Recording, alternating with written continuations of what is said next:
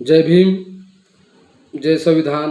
मी अजित कांबळे या व्हिडिओच्या माध्यमातून सर्व जनतेला सांगू इच्छितो की गेल्या काही दिवसापूर्वीपासून आपण पाहत आहोत की चीनने आपल्या भारत देशामध्ये 60 किलोमीटर आतमध्ये घुसखोरी केलेली आहे. या ठिकाणी शेतकऱ्यांच्या जमिनी लुबाडलेल्या आहेत. जनावरांना चराऊ जमिनीही त्यांनी स्वतःच्या ताब्यात घेतलेल्या आहेत. या ठिकाणी त्यांनी जे क्षेत्र भारत देशाच्या हद्दीमध्ये आहे अशा क्षेत्रामध्ये त्यांनी स्वतःचे रस्ते बांधलेले आहेत. सैन्य अभ्यास चालू केलेला आहे. त्याचप्रमाणे भारत देशाच्या हद्दीमध्ये ज्या ठिकाणी चीनने घुसखोरी केली या ठिकाणी जी पूर्वी भारतीय नाव होती ती नाव बदलून आता चीन भाषेमध्ये त्यांची नावं केलेली आहेत. याचा अर्थ असा की चीन स्वतः या ठिकाणी आपला हक्क सांगत आहे. या ठिकाणचे लोक मोठ्या प्रमाणे विरोध करत आहेत. परंतु देशाची शोकांतिका एक लाजिरवाणी गोष्ट अशी आहे की एवढं मोठं संकट या देशावरती येऊन सुद्धा आपल्या देशाचे पंतप्रधान नरेंद्र मोदी यांना या ठिकाणी जायला वेळ नाही. परंतु इंडोनेशियाची राजधानी जकार्ता या ठिकाणी त्यांना त्या देशाने दिलेला पुरस्कार घ्यायला जायला वेळ आहे. ही खरंच एक देशाची शोकांतिका आहे. 56 इंच नुसती छाती असून चालणार नाही, परंतु 56 इंच छातीमध्ये भारत देशाप्रती धडधडणारं हृदय असलं पाहिजे. ज्या भारत देशाला आपण आपली माता समजतो त्याच मातेच्या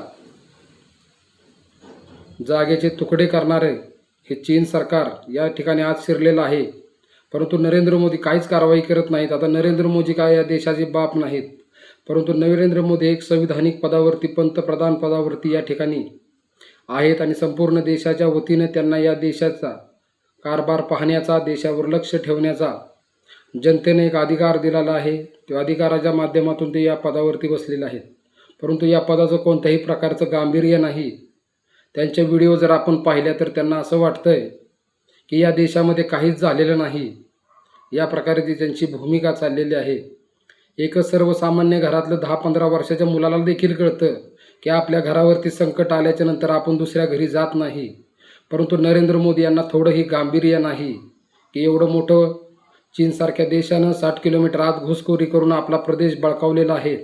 परंतु आपला देश महत्त्वाचा नसून आपला पुरस्कार महत्त्वाचा आहे हे असं मला वाटते मोदींना वाटत आहे. त्याचमुळे देशापेक्षा पुरस्कार महत्त्वाचा म्हणून नरेंद्र मोदी या इंडोनेशिया दौऱ्यावरती गेलेले आहेत. दुसरं जर कोण असतं तर हा दौरा कॅन्सल केला असता. पुरस्कार म्हणजे काय सर्व नाही, परंतु आपली भूमी आपली भारत मातेवरती जर कोण वाईट नजरेनं बघत असेल तर त्याच्याकडे पहिल्यांदा आपण बघितलं पाहिजे आणि त्यानंतर आपले काय असतील हाऊस असतील, मौज असतील, मजा असतील, विमानानं फिरायचं असतील, गळे भेट असतील ते करावं हे या ठिकाणी सांगतो.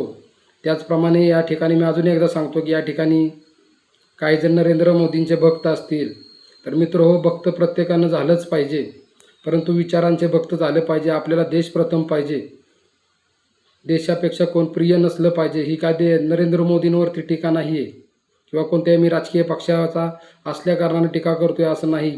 एक भारतीय नागरिक, एक भारतीय व्यक्ती म्हणून मी सांगण्याचा प्रयत्न करत आहे की चीनसारख्या देशाने या देशामध्ये घुसखोरी केली, अतिक्रमण केलं, परंतु नरेंद्र मोदी यांच्याकडे लक्ष नसताना नरेंद्र मोदी जाणून बुजून दुर्लक्ष करतात का? संपूर्ण अरुणाचल प्रदेशाप्रमाणे 7 सिस्टर प्रदेश नरेंद्र मोदी यांना या चीनला द्यायचा आहे का? हा या ठिकाणी मी प्रश्न निर्माण माझ्या मनामध्ये उपस्थित होत आहे. तर या नरेंद्र मोदीच्या इंडोनेशिया दौऱ्याचा मी जाहीररित्या निषेध करतो आणि या व्हिडिओच्या माध्यमातून सांगू इच्छितो की पक्षानंतर देश प्रथम हे सर्वांना मानलं पाहिजे आणि या अरुणाचल प्रदेशमध्ये चाललेल्या घटनेकडे आपण लक्ष दिलं पाहिजे. एवढं सांगतो आणि थांबतो. जय भीम, जय शिवराय, जय संविधान.